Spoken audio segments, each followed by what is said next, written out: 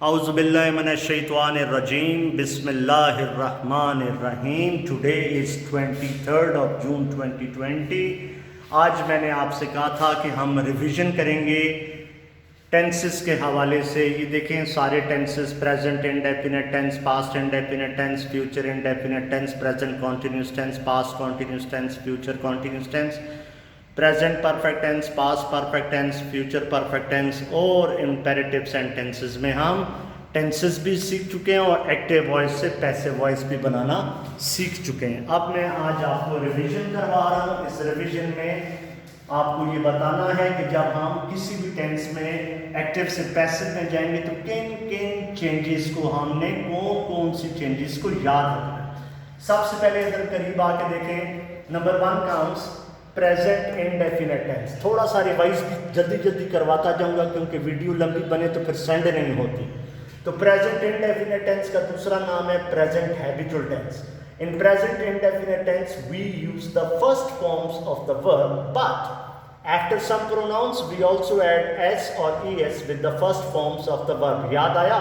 Present indefinite tense में हम fail यानी वर्ब की पहली हालत इस्तेमाल करते हैं और कुछ प्रोनाउंस के बाद फर्स्ट फॉर्म के साथ एस या ईएस का इजाफा भी किया जाता है। वो जाता है, ही गोज, वो खेलता है, ही प्लेज। अब इधर देखें प्रेजेंट इंडेफिनिट टेंस में वो हॉकी खेलता है, हॉकी खेली जाती है उससे। हॉकी इधर देखें, hockey is played by you. मैं तुम्हें मारता हूं, I beat you, you are beaten by me. वो मुझे मारते हैं, they beat me, I am beaten by you. तो क्या देखा? प्रेजेंट इंडेफिनिट टेंस में जब हम एक्टिव से पैसिव में आए तो इज, एम और आर को याद रखना। ठीक है बेटा? Number 2 comes past indefinite tense. Past indefinite tense का नाम है फेल, माजी, मुतलिक, निशानी या, ये, जी।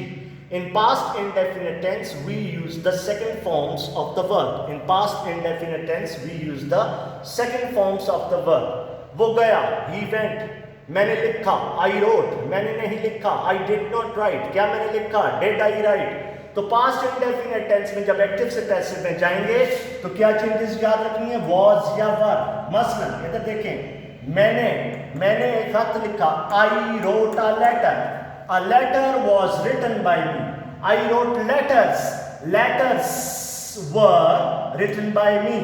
Number 3 comes future indefinite tense. Future कहते हैं मुस्तकबिल को, इंडेफिनिट कहते हैं मुतलिक को। फेल, मुस्तकबिल, मुतलिक।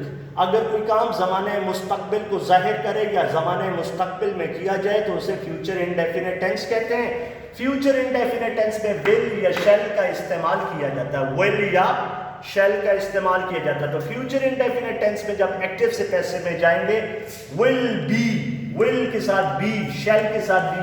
विल और शैल फ्यूचर को जाहिर कर रहे हैं, विल और शैल फ्यूचर को जाहिर कर रहे हैं और बी की बी चेंज को याद रखना है। मसलन you will punish me, future tense में यू विल पनिश मी। इधर देखें पैसिव क्या बनेगा? I shall be punished by you. फिर फ्यूचर में एक और एग्जांपल देखें, आई शैल फॉलो यू, मैं तुम्हारा पीछा करूंगा, आई शैल फॉलो यू। इधर देखें पैसिव क्या बनेगा? You will be followed by me. Number 4 comes present continuous tense. Continuous, continuous, continuous, 3 continuous, जैसे इंडेफिनिट 3 इंडेफिनिट है। He writes, he wrote, he will write. फिर बोलता हूं प्रेजेंट इंडेफिनिट टेंस में he writes, I write, I wrote, you wrote, you did not call me. Future tense में I shall go, we shall go, you will not tell a lie, they will not play games. तो continuous भी 3 continuous है, present continuous, past continuous और future continuous. तो continuous में मैंने आपको बताया था चाहे प्रेजेंट कॉन्टिन्यूस हो, चाहे पास्ट कॉन्टिन्यूस हो, चाहे फ्यूचर कॉन्टिन्यूस हो, जब एक्टिव से पैसिव में आएंगे इधर देखें तो प्रेजेंट कॉन्टिन्यूस में इज रहे, इज एम आर तो प्रेजेंट के लिए, इज एम आर को नहीं छेड़ेंगे।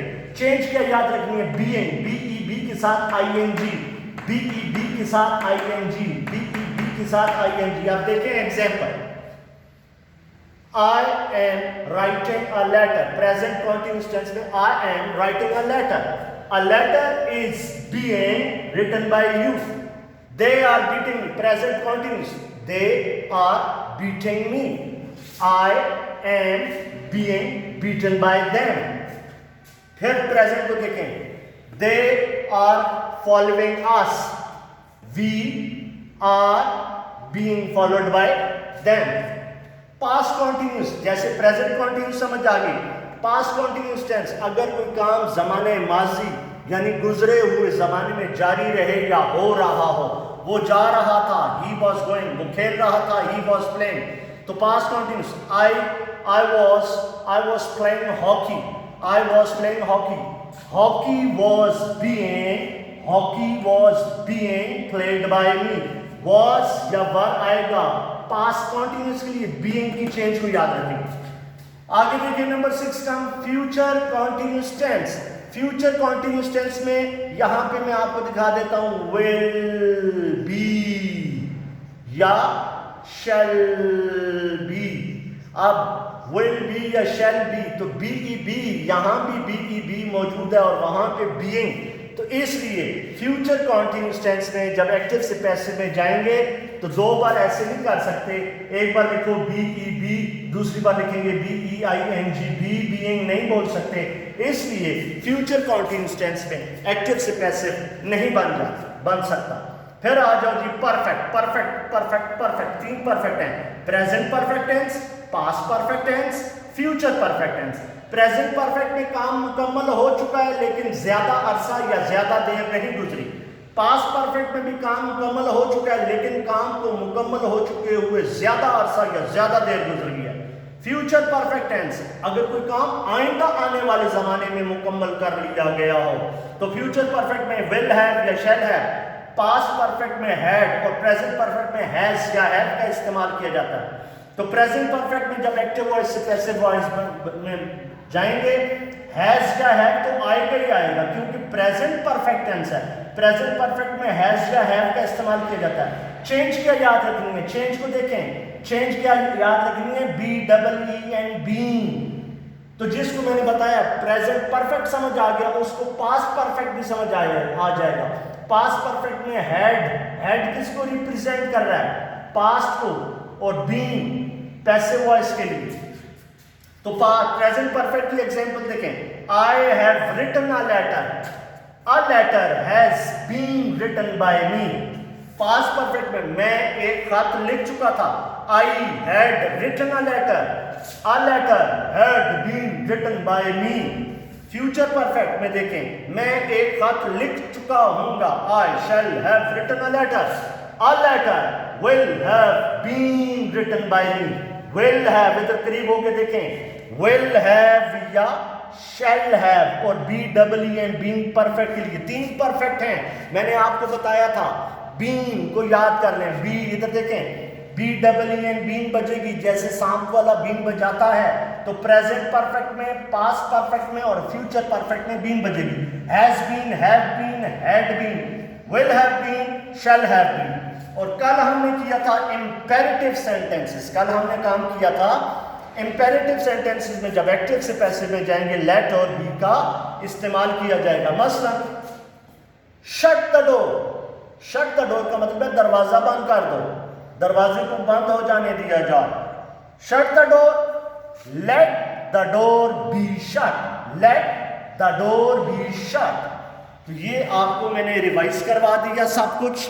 अब अगली वीडियो भी मैं आपको सेंड करता हूं, उस वीडियो में एग्जाम्पल्स दूंगा। यहां तो मैंने टेंसेस का नाम लिखा हुआ है, अगली वीडियो में मैं आपको सेंड करता हूं एग्जाम्पल्स।